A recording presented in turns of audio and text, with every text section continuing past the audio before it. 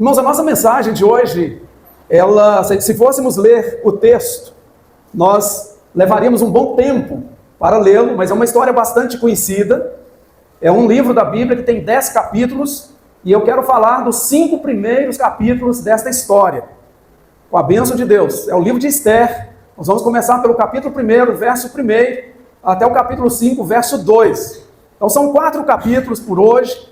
Então eu vou estar relembrando com os amados irmãos essa história linda e procurando responder a seguinte pergunta: quem é Esther e quem sou eu no reino de Deus? Quem é Esther e quem sou eu no reino de Deus? Eu gostaria de ler pelo menos os 4 primeiros versos com os irmãos do capítulo 1, à guisa de introdução a esta mensagem. Esther, capítulo 1, verso 1 ao 4. E os irmãos mantenham as suas Bíblias abertas para acompanhar esta mensagem. Assim nos diz a palavra de Deus. E sucedeu nos dias de Assuero, que é Xerxes, o Assuero que reinou desde a Índia até a Etiópia, sobre 127 províncias, e naqueles dias, assentando-se o rei Assuero no trono do seu reino, que estava na fortaleza de Suzã, no 3º ano do seu reinado, fez um banquete a todos os seus príncipes e seus servos, estando assim perante ele o poder da Pérsia e da Média, e os nobres e príncipes das províncias, para mostrar as riquezas da glória do seu reino, e o esplendor da sua excelente grandeza por muitos dias, a saber, 180 dias.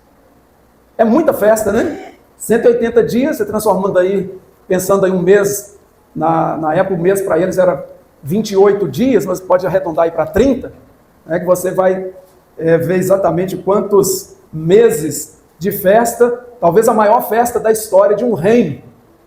Era um homem muito exagerado, mas era também um tirano. Então, todos tinham que obedecê-lo. Assuero, também conhecido como Xerxes, rei da Pérsia, na fortaleza de Suzã, capital do Elão, atual Irã, cerca de 250 quilômetros a leste do rio Tigre, dá uma festa de 180 dias.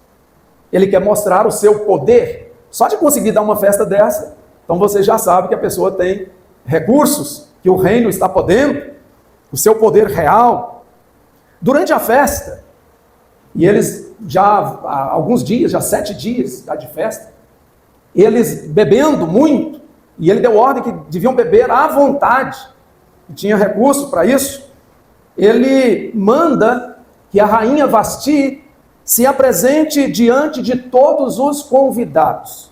Em hebraico se lê Beheter Malchut, que traduzimos com a coroa real, verso 11, com a coroa real.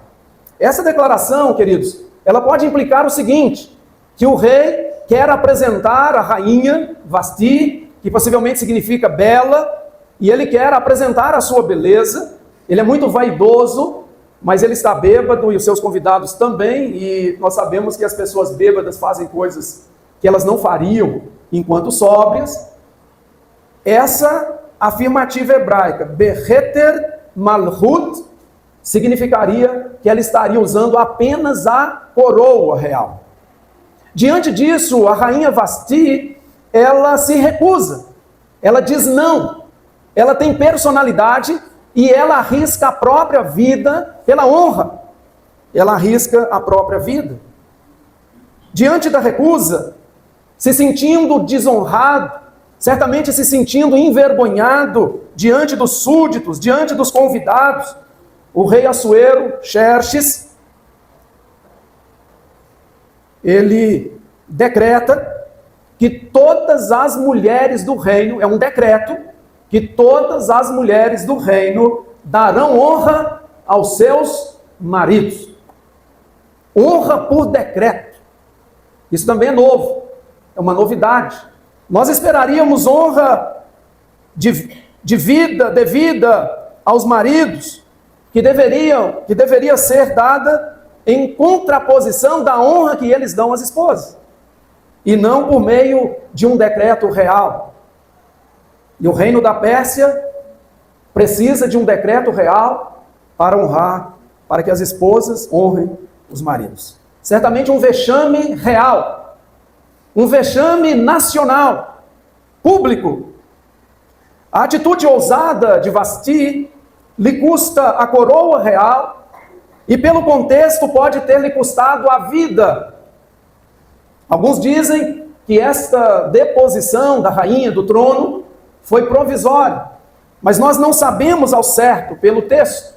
Certo é que Vasti sai desta história com dignidade, não com a dignidade vinda do rei, mas com a dignidade vinda do Rei dos Reis e Senhor dos Senhores.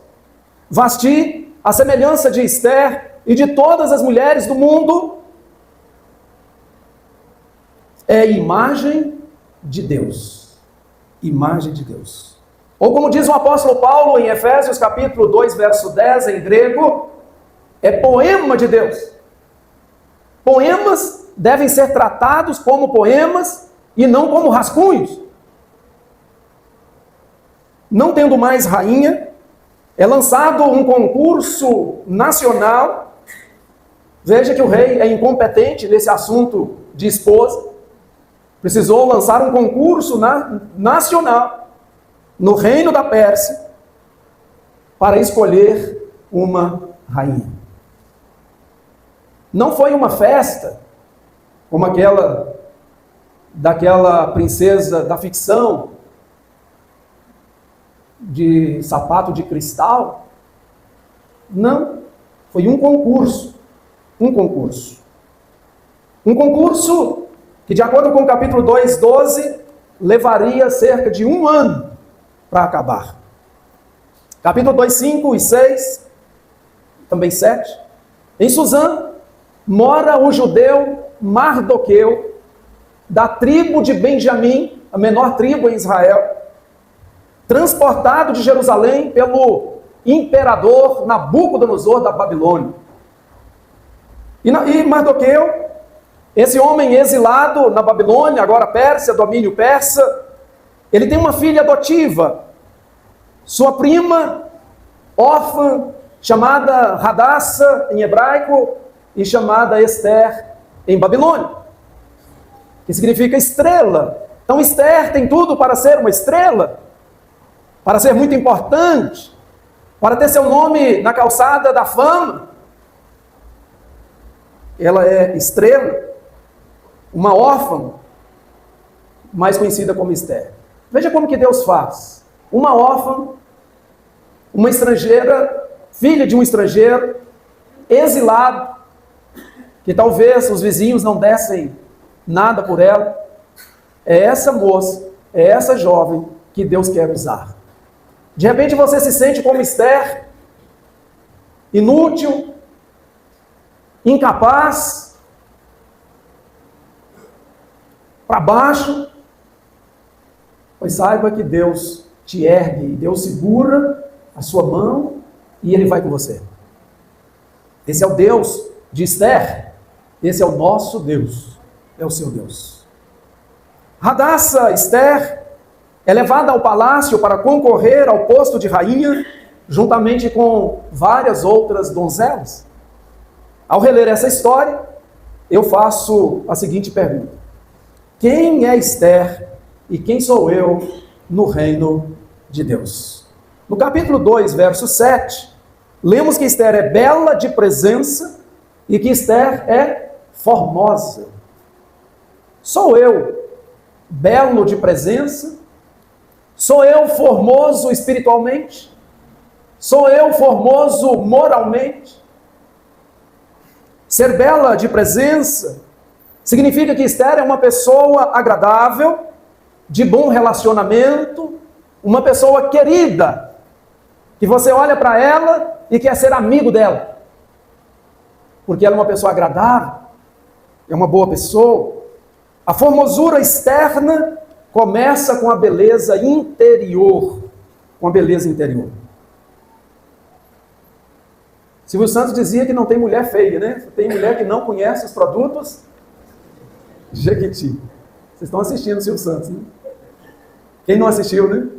Quem que não assistiu? No capítulo 2:10, lemos que Esther não declara o seu povo e a sua parentela, porque Mardoqueu, seu pai adotivo, lhe tinha ordenado que o não declarasse. Daqui compreendemos que Esther é uma filha obediente, que Esther é prudente, ela sabe guardar segredo. Ela sabe guardar segredo.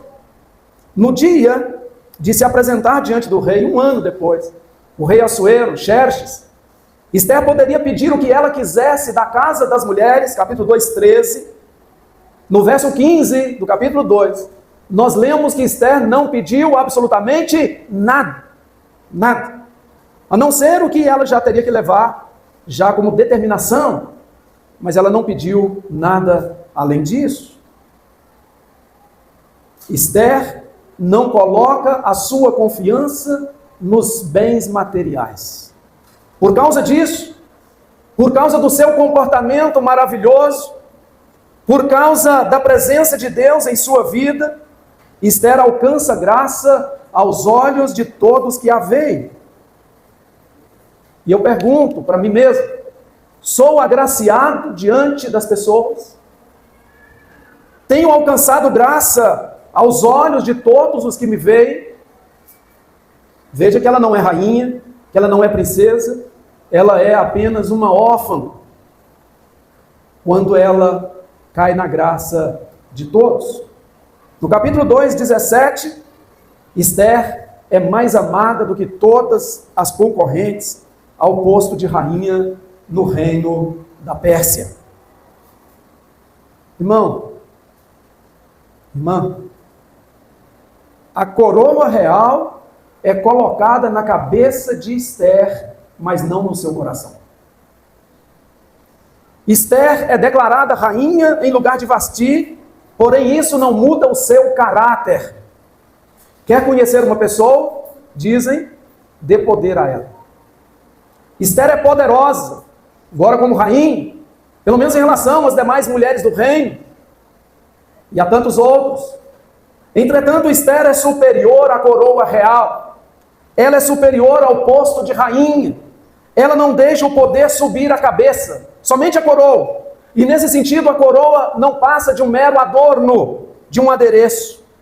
Esther está acima da coroa real.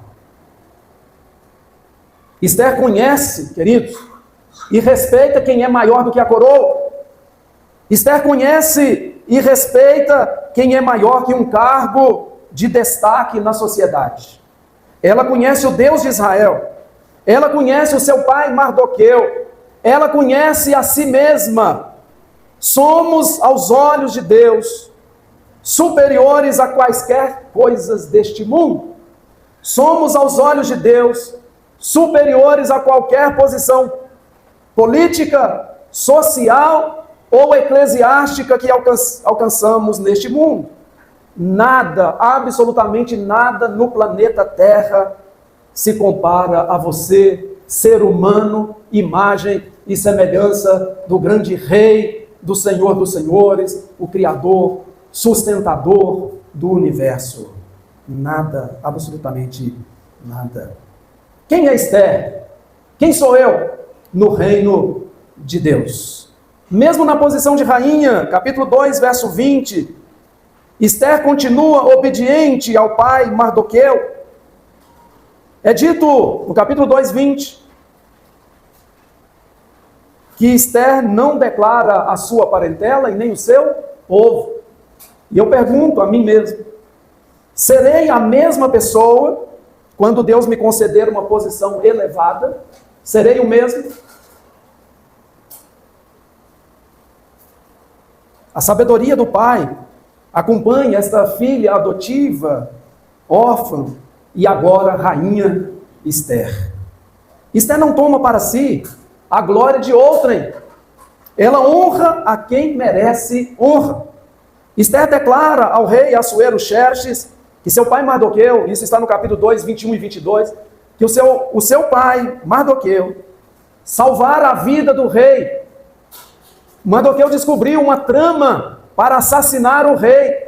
a trama de dois dos seus guardas, Bigtan e Teres. Capítulo 3, surge uma nova personagem na história, chamado Amã.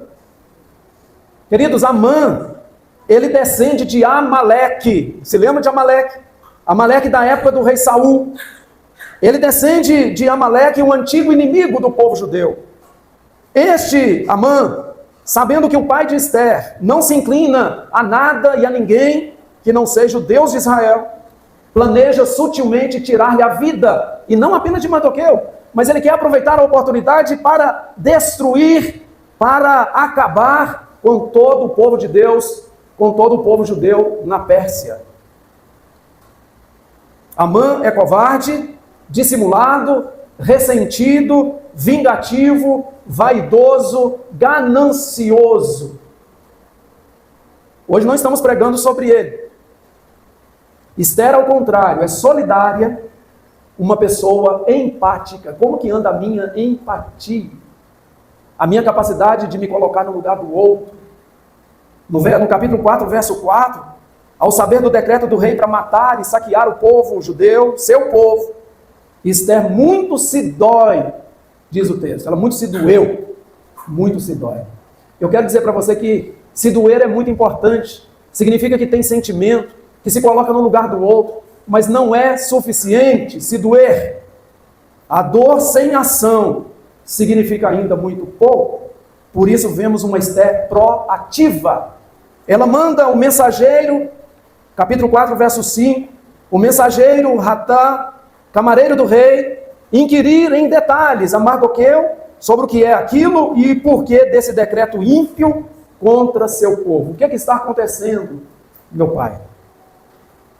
Apesar de rainha, Esther sabe das suas limitações, apesar da grandeza da posição que ocupa e da responsabilidade que pesa sobre seus ombros, Esther é consciente quanto à sua posição e até onde ela consegue ir sozinha.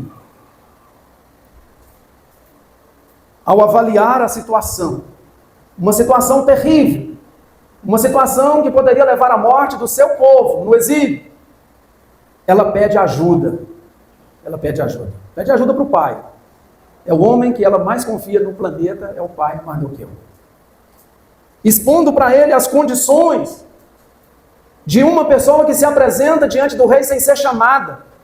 Uma pessoa que se apresentava diante do rei Assuero, Xerxes, sem ser chamada, poderia perder a vida.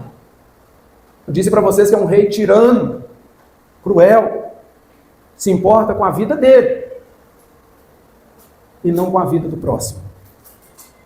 Diante das palavras corretas, porém duras, de Mardoqueu para Esther, Esther busca ajuda em Deus, aquele que tem as respostas certas para as horas certas, ou até mesmo para as horas incertas. Porque para Deus elas são certas, mas para nós nem sempre. Às vezes somos pegos de surpresa. Ela pede que o seu povo seja avisado e que o seu povo busque a face de Deus. Irmãos, diante das maiores dificuldades da vida, não resta outra coisa a não ser buscar a face de Deus. E ela pede que o seu povo jejue com orações, porque o jejum precede a oração. O jejum, na Bíblia, de modo geral, ele prepara a pessoa para orar, para ficar mais leve. É assim que fazemos quando temos que fazer alguns exames. Às vezes precisamos jejuar. Por exemplo, nessa próxima terça-feira, estarei jejuando o dia todo, praticamente, para fazer um exame na quarta. Vai me deixar mais leve, vai me deixar propício para que o exame seja feito da melhor maneira possível. Eu já acordei de 4 anestesias, 5 anestesias, ou 6, talvez essa seja a 7ª. Se eu não acordar, vocês já sabem, já falei isso aqui, festa que a minha esposa vai preparar. Não porque eu parti, né? Eu creio que ela não vai ficar alegre porque eu parti, mas porque tem recurso para a festa. É um seguro, e lá no seguro tem um dinheiro reservado para isso. Se gastar, eles pagam. Se não gastar, eles não pagam. Então, pode gastar. Gaste à vontade. Se eu acordar, vamos agradecer a Deus. Eu gosto de acordar. É bom acordar. Acordar faz nos lembrar que estamos vivos. Faz nos lembrar que Deus é bom o tempo todo. Se não acordar, Deus continua bom. Às vezes não acorda aqui, mas acorda lá. Escuta um amém? Amém. Mas vocês não confiaram que o pastor vai acordar lá, não? É porque não disse onde, né? De repente lá, né? Tem que fazer assim, ó, lá. Então, quero sentir aí confiança aí dos irmãos, né? Muito bem. Então ela manda a Esther, um mensageiro, Ratá, né, o camareiro do rei, inquirir sobre os detalhes. E quando ela avalia a situação extrema, ela pede ajuda. Não há vergonha em pedir ajuda. Eu estava andando certa vez no centro de Belo Horizonte, que tenho evitado andar pelo centro, mas quando precisa, né? Andei muito na minha vida. Então agora acho que já estou meio que aposentando do centro da cidade. E vou lá só quando precisa. E uma pessoa me pediu ajuda. E as pessoas me veem e vêm ao meu encontro. Não sei se eu tenho cara de bonzinho, né?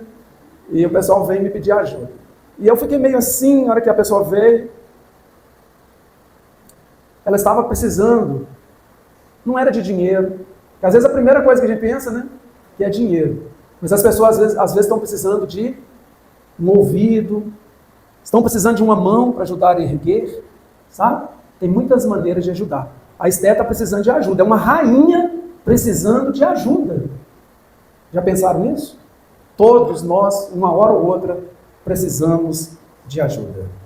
E diante das palavras duras, porém corretas de Mardoqueu, ela busca ajuda em Deus, como já falamos. Capítulo 4, 16. Ela está disposta a morrer. É muita coragem, né? Esse negócio de estar disposto a morrer. Parabéns para essa mulher. Mulher valente, guerreira, disposta a morrer. Capítulo 4, 16. Se eu perecer, pereci. Muita gente perece, não sou melhor que ninguém, só porque eu sou rainha. Tem uma coroa sobre a minha cabeça. Mas na hora que eu vou dormir, eu tiro essa coroa, ela não fica usando essa coroa o tempo todo. Só diante dos súditos. Sou mais importante que esta coroa. Porque Deus me fez muito antes de se pensar em coroa na face da terra. Pela misericórdia de Deus, em resposta às orações do povo judeu, acompanhadas de jejum, Deus dá graça a Esther diante do rei tirano Xerxes, também conhecido como Assuero. Esther, capítulo 5, verso 2, acha graça aos olhos do rei. Acha graça aos olhos do rei. Tenho eu achado graça aos olhos daqueles com quem eu convivo? A graça de Deus, que alcança Esther e toca o tirano, que se achava o todo-poderoso, Xerxes. E a graça de Deus toca nesse homem para receber bem. Esther continua disponível para você e para mim. Continua disponível. O termo graça, por curiosidade, aparece 6 vezes no livro de Esther. E aparece 63 outras vezes no resto do Antigo Testamento. Então o livro de Esther é tão pequenino, quase 10% da palavra graça, a palavra ren, não é a palavra chesed, a palavra ren, aparece no livro de Esther. Mas a pergunta que eu acho mais importante, quantas vezes a graça de Deus tem aparecido na minha vida? Quantas vezes a graça de Deus tem aparecido na sua vida e você tem reconhecido que é obra de Deus, que Deus está cuidando de você, que Deus está conduzindo os seus passos? Para concluir, quero chamar a sua atenção, para o último item desta mensagem. Quem é Esther e quem sou eu no reino de Deus? Capítulo 5, verso 1. Capítulo 5, verso 1. Na minha versão diz assim: E sucedeu, pois, que ao terceiro dia, Esther se vestiu com trajes reais. Não sei se na sua Bíblia está como na minha. A palavra trajes está em itálico. Por que ela está em itálico? Porque ela não está no texto maçorético. Porque ela não está no manuscrito de 1008 depois de Cristo, que o manuscrito que deu a tradução para a língua portuguesa, para outras línguas. Não temos no texto hebraico a palavra vestimenta, ou a palavra traje. E se pôs no pátio interior da casa do rei, defronte do aposento do rei, e o rei estava sentado sobre o seu trono real, na casa real, defronte da porta do aposento. Em hebraico está escrito assim: Vatilbash Esther Malhut. E você já escutou a palavra Malhut hoje, né? Significa reino, significa realeza. Então, queridos, uma tradução ao pé da letra deste verso, desta parte deste verso seria: então Esther vestiu uma realeza. Então Esther vestiu uma realeza. Esther veste o poder real e não as roupas reais. Ela veste o reino e não o glamour do reino. O glamour, desculpa, do reino. E eu pergunto, o que você tem vestido, meu amado irmão? Você tem vestido o essencial ou o supérfluo? Sobre isso falaremos no próximo domingo, se Deus assim nos permitir.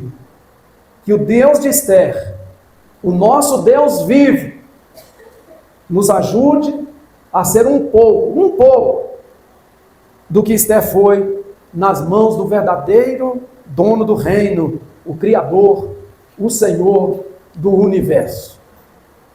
Amém. Muito bem, Deus abençoe a todos.